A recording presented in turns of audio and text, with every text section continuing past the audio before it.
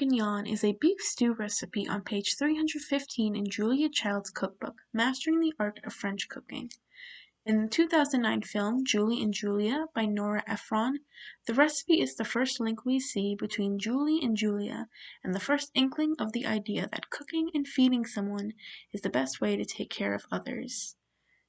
Julie says at the beginning of the film her mother made boeuf bourguignon when she was a child for her father's boss, who was coming to dinner. She said Julia felt like a fairy watching over them, making sure nothing went wrong. She decides to start her challenge after this, to cook her way through all 500 plus recipes in Julia Child's Mastering the Art of French Cooking. And per the post-feminist narrative of the movie, she sent herself back to the kitchen and became an example of a post-feminist woman. The film champions the ideals of post-feminism through the fairy tale portrayal of Julia Child and the reality-based story of Julie Powell. The film advocates for the post-feminist belief that a woman can have it all, a career and home full of domestic life and a family. The film portrays these ideas through food. Julie and Julia have careers and return home to have blissful cooking scenes with their husbands. Or do they? Julie and Julia's post-feminist ideology advocated through cooking and food is not feasible and is directly harmful to women's health. While there are a few different ideas about what post-feminism really is, the most agreed upon definition is the idea that the goals of the first two waves of feminism have been accomplished and we live in a world free of gender inequality. The feminist movements are categorized into waves spanning multiple decades. The first spanned the mid-1800s to the early 1920s. Women have been advocating for their rights for centuries, but this wave was the first political movement in the West. First-wave feminism advocated mainly for the right to vote, but also for equal property rights and access to education. Second-wave feminism began in the early 1960s with the publishing of The Feminine Mystique in 1963. This wave focused on laws for reproductive rights and to make the workplace equal, but there was another focus of this wave, a focus on societal change. Second-wave feminism worked to change society's perception of women and of their place being only in the domestic sphere. A major tangible goal of second-wave feminism was the equalization of home labor and childcare. Beginning in the 1980s, there was a backlash to feminism and feminists started to be portrayed as ugly men-hating shrews. This was when the idea of post-feminism began. The third wave is generally said to have started in 1991 during the Anita Hill case, and was generally about reaffirming the goals of previous waves. There is still debate on when the third wave began and what its goals are, because there is not as much a societal and political backing for it as the previous two. In Julie and Julia, their narrative is framed as two stories occurring simultaneously, but in different decades. Julia's is in the 1940s and 50s, and Julie's is from 2002 to 2003. The story beats are similar. When Julia has a breakthrough, so does Julie. If Julie has a breakdown, Julia is dealing with an emotional situation. When Julie found out Julia did not like her blog, Julia found out her publisher did not want to publish the cookbook she's been working on for years. But while the story beats are the same, the framing is very different. Julia's story is shot as a fairy tale with a lesson attached to it. The cinematography in her story is wide and open. We get to see her entire surroundings and even down to streets and inside stores. The shots are well lit with warm, bright colors, making everything easy to see and open to us. The niceties of cooking are fully on display. Julia seems to float in the kitchen as she cooks pasta, whisks cream, or delicately lifts the lid to check what's cooking in a pot. There are not many close-ups of the food she cooks or her cooking area. She is also seen eating and enjoying meals more often than cooking. Julia is rarely seen inside her home, and usually outside socializing, taking classes, shopping for food, or cooking appliances. All the villains, like Madame Brossard and her father, are never able to push her down or block her from her goals. Her story is about giving to others. She learns how to cook French food like a professional and sets out to write a cookbook so American women can cook amazing French meals. Her story is meant to be a guiding lesson for other women as to what they should be doing or what they should strive to do. Julie's story is almost the opposite. The cinematography of her shots is close and narrow. Buildings and walls outside make the setting look close and crowded, and the inside of her apartment is cluttered, creating a claustrophobic feel at times. The colors are duller, and after Julie starts her project, she's rarely seen outside her home. And while Julia has many named friends and even more unnamed ones she talks to during her story, Julie only has two friends she talks to more than once. Helen, who helps her cook and brings her back to reality, and Ernestine, who only speaks 2 words the entire movie, making Julie feel more isolated than Julia. Much of what Julie cooks is highlighted in close-ups, and unlike Julia, she has more cooking scenes than eating scenes. Much of Julie's story is about working through the failures on her journey to become a post-feminist woman. The food cooked in her story exhibits the bumps in the road she encounters as she seeks to find herself in domesticity and learn to love caring for others. Julie is also meant to be the application of the lesson of Julia's story. Within post-feminism is the idea that women can have it all, a career, a home, a family, and Julie and Julia tries to portray this idea with both differentiating characters. Julia can have a husband and a fulfilling career by writing a book about one of the things she loves the most. Julie can have a career by helping people work through 9/11 trauma, health problems, and a home and husband as long as they can take care of them. Food is used as a way to take care of people and show love in the film. Frequently, Julie and Julia cook and feed their husbands and friends. In every dinner party scene, it's made clear either Julie or Julia made the food. The eating scenes are relaxed, and their guests declare how good the food is and how satisfied they are. It's not just Julie or Julia who show cares like this. When Julia and Simone Beck are disappointed and their book won't be picked up by Houghton Mifflin, Julia's friend Avis cheers them up with some martinis while giving them some advice of what to do.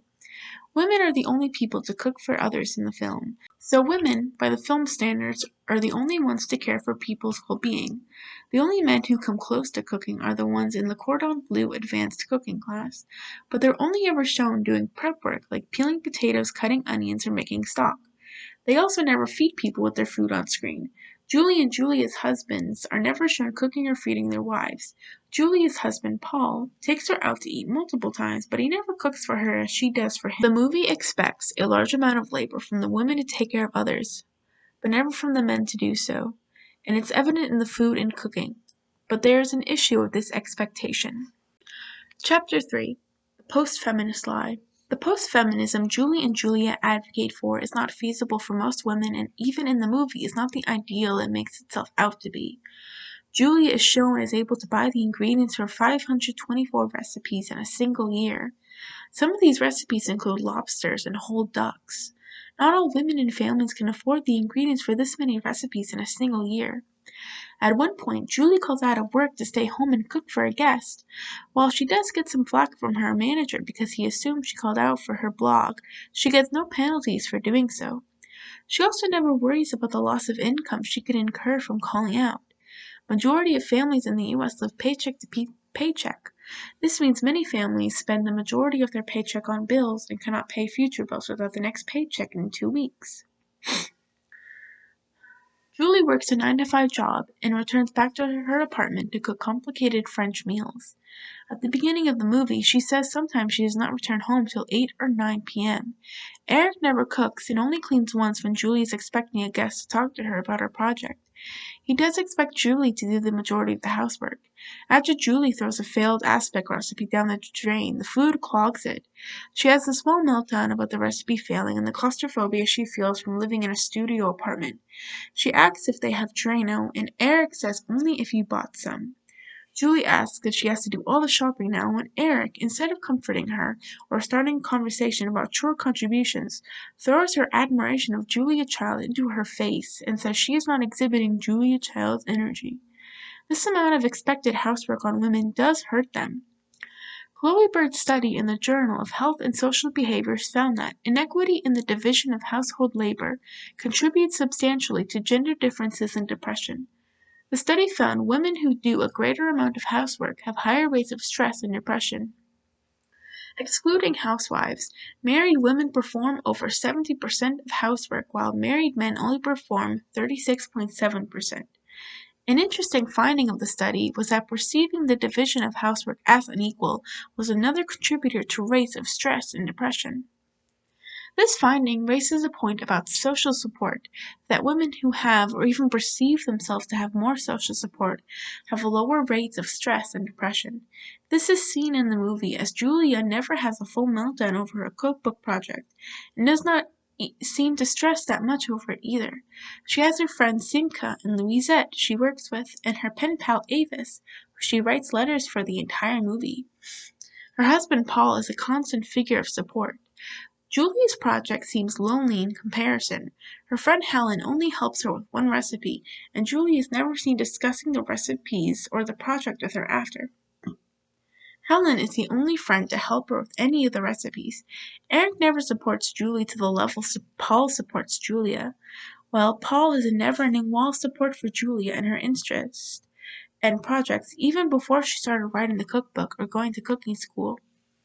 Eric does encourage Julie to start the Julie/Julia project, but afterward he is a wall of disapproval for her project. Eric has one scene where he directly comforts Julie, but in this scene they sit across from each other and never touch. But in the scene where Paul directly comforts Julia, he holds her and even kisses her forehead to comfort her. There's a separation between Julie and Eric that's not there for Julia and Paul. Chapter 4: Literal Text versus Subtext. The film tries to approach post-feminism as the ideal situation for women and their families, but the subtext does not fully agree with the literal text in the movie. At the end of the film, Julie and Eric make a dual voicemail to show that they are on the same page when it comes to Julie's project and her success. The movie makes it seem that all of Julie's and Eric's problems have been fixed and now they will live in marital bliss, but that's not what the subtext says. When Eric and Julie have their major fight at the end of the movie and Eric leaves Julie, the reason for the fight was that Julie's project was somehow ruining their marriage and making her self-centered and narcissistic. He says he does not like being called a saint or a good person as she does in her blog. But the movie does not show her being self-centered and narcissistic. This is her first writing project that is garnering publicity and success, and Julie is excited about it. Eric says that he will be so glad when the year is over and they can get back to normal, completely brushing off the excitement and success of her project. When he comes back after their fight, they never have a conversation about Eric not understanding how important the project was or how he never tried to support her through it. Julie fully takes the blame for everything and Eric forgives her. The literal text of the film and the subtext do not agree. The literal text says when people follow Julia Child's example, they will have a happy, blissful life with a supportive spouse like Paul. But Julie does not have that. Eric gets angry at her when she finally has a career that satisfies her. He calls it selfishness and narcissism. The film ends with the two seemingly in sync, but the issues in the subtext are never addressed. Julie is still expected to do all the housework and cooking and never fully immerse herself into her writing and projects because it makes her self-centered and narcissistic. During their fight, Eric has a meltdown about being called a saint and a good person. He says it makes him feel bad, but he never explains why it makes him feel bad. If it's because he knows he's not actually a good supportive husband, then he should try to fix it, but he does not. In their in-sync scene, she calls him a bad person and not a saint, and that's somehow evidence that these two are doing better. Their problems are not truly fixed, but the movie puts a happy sticker on it and says they are happy. And that's what this film's interpretation of post-feminism does.